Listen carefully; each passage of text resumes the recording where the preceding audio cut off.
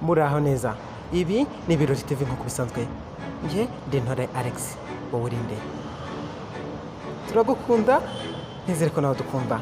Manzi dukorere subscribe. Ku Birori TV turacyaguha amakuru tuzakorera bwabaga. Nk'uko bisanzwe turabizi ingabo z'u Rwanda ziri mu butumwa bw'amahoro, zikomeza kubyitwaramo neza. Ingabo z'u Rwanda zikomeje kugaragaza ubutwari, guca agahigo mu Rwanda, Afurika no hanze yarwo. Nibyo ingabo z'u Rwanda zimaze kugaragara ko ari iza mbere zikomeye muri Afurika.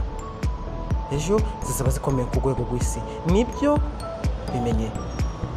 Loni yambitse imidari ingabo z'u Rwanda ziri muri Sudani y'Epfo. Abasirikare b'u Rwanda bagize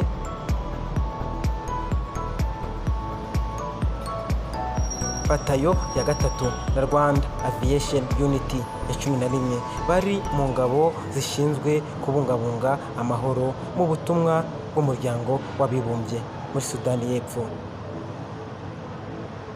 Kuri uyu wa kane tariki ya 10 Kanama zambitswe imidari ishimwe kubera uruhare bagize mu kubungabunga amahoro n'umutekano muri iki gihugu.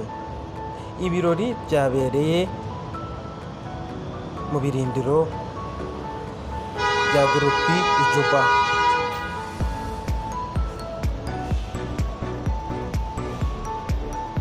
Ambasaderi w'u Rwanda muri Repubulika ya Sudani y'Epfo, Joseph Rutabana, yashimye imirimo yakozwe, anibutsa izo ngabo gukomeza kwiyemeza kubungabunga amahoro n'umutekano muri Sudani y'Epfo ndetse n'ahandi ku isi. Umuyobozi w'ingabo za UNMISS akaba n'umushyitsi mukuru Lieutenant General Mohamed Subramanian yashimye Rwanda Battalion ya gatatu na RAW 11 kubera uruhare runini bagize mu kubungabunga amahoro n'umutekano muri Sudani y'Epfo, nubwo hari imbogamizi bahuye nazo. Ntibyari byoroshye, ntibyari biboroheye. Ingabo z'u Rwanda zakomeje kugaragaza itandukaniro.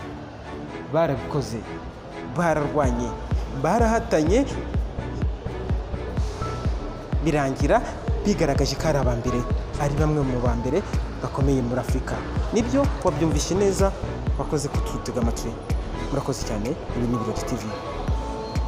Amahoro y'Imana bane namwe, turabakunda. Mudukande subscribe.